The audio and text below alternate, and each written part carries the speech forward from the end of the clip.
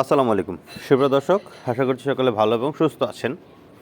Babul agro এবং কৃষিবিটির পক্ষ থেকে সকলকে স্বাগতম জানিয়ে শুরু করছি। আমি মোহাম্মদ রকি আহমেদ। সুপ্রিয় দর্শক, আজকে সকাল সকালে শুনতে পেলাম আমাদের যে বড় গাভীটা এর একটু পেটের সমস্যা, অর্থাৎ পাতলা পায়খানা হচ্ছে।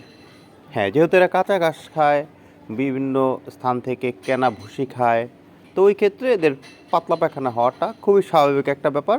তবে একটু সাবধানতার সাথে এদেরকে একটু ট্রিটমেন্ট দিতে হবে এবং ট্রিটমেন্টের ক্ষেত্রে একটু সতর্কতা অবলম্বন করতে হবে, কারণ যদি প্রেগনেন্ট থাকে তাহলে সেক্ষেত্রে একটু ঝামেলার সম্মুখীন হইতে পারে। তা আমার এই গাভীটা 6 মাসের প্রেগনেন্ট, যার ফলে আমি এই গাভীটাকে সালফাডিন ভ্যাট, আমি আবারও বলে রাখি সালফাডিন ভ্যাট যেই ট্যাবলেট আছে, এরকম 6টা ট্যাবলেট দিয়ে দিলাম। এইটা সালফাডিন ভ্যাট মূলত টোটালি প্রেগনেন্সি সেফ, এবং আমি ওষুধ দেওয়ার আগে অবশ্যই আমার যেই ভেটেরিনারি সার্জন বা আমার খামারে যে ভেটেরিনারি ডাক্তার থাকেন ওনার সাথে পরামর্শ করে তারপর আমি ওষুধগুলো দিই। তো ওনার সাথে পরামর্শক্রমেই আমার যে বড় গাভীটার পাতলা পায়খানা হয়, একে সালফাডিন 6টা ট্যাবলেট আমি একসাথে দিই।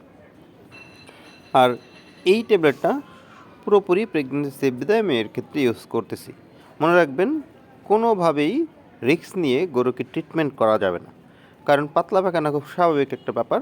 এটা যে কোনো মুহূর্তেই ঠিক হয়ে যাবে ইনশাআল্লাহ। তা আমি ট্যাবলেটগুলোকে প্রথমে খুলে তারপর আমি 2 ভাগ করে বোতলে ঢুকাই দিই। বোতলে ঢুকিয়ে দেওয়ার কারণ হচ্ছে এটা একটু নরম হবে।